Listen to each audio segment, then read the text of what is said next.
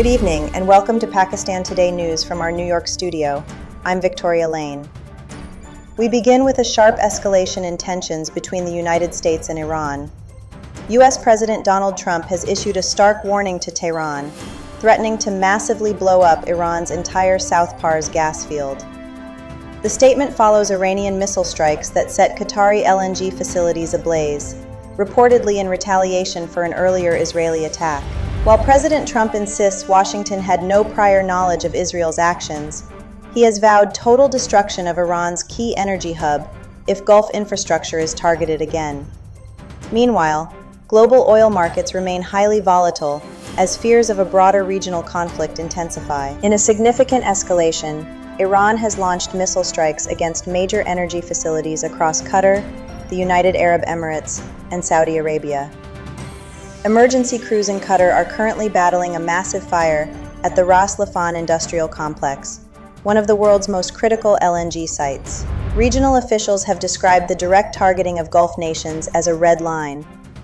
The strikes come in the aftermath of the killing of senior Iranian figure Ali Larijani, with Tehran warning of what it calls uncontrollable consequences for countries supporting U.S. and Israeli military efforts. The Pentagon is now weighing a massive $200 billion funding request, alongside the deployment of additional military reinforcements, as the conflict with Iran enters what officials describe as a new phase. Strategic focus remains firmly on the Strait of Hormuz and Karg Island, Iran's primary oil export terminal. With nearly one-fifth of the world's oil passing through the strait, any disruption could have far-reaching consequences, potentially reshaping global energy security for years to come. Back home, Pakistan and the Afghan Taliban have agreed to a temporary pause in hostilities to mark the end of Ramadan.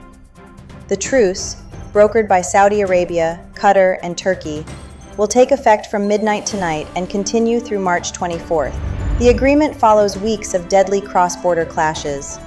However, Islamabad has made it clear that Operation Ghazab Lil Haq will resume with renewed intensity if any terrorist incidents occur during the holiday period. Despite the ceasefire, tensions remain high.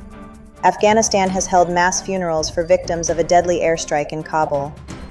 Taliban authorities claim more than 400 people were killed when a drug rehabilitation center was struck, calling it a blatant violation of sovereignty. Pakistan maintains the operation targeted terrorist infrastructure used by militant groups. The United Nations has called for an independent investigation, stressing that medical facilities must be protected under international law. Now to Karachi, where a powerful overnight storm has left a trail of destruction. Clara Bennett joins us from Karachi. Clara, what is the situation on the ground? Thank you, Victoria. The situation here remains critical after intense overnight weather battered the city. At least 15 people have been confirmed dead, with dozens more injured as strong winds, reaching up to 90 kilometers per hour, caused widespread structural damage. Emergency crews are working around the clock to clear fallen trees and restore electricity to affected neighborhoods. Authorities have urged residents to remain indoors as further rainfall and potential hailstorms are expected in the coming hours. The city remains on high alert as recovery efforts continue. Thank you, Clara, for that update.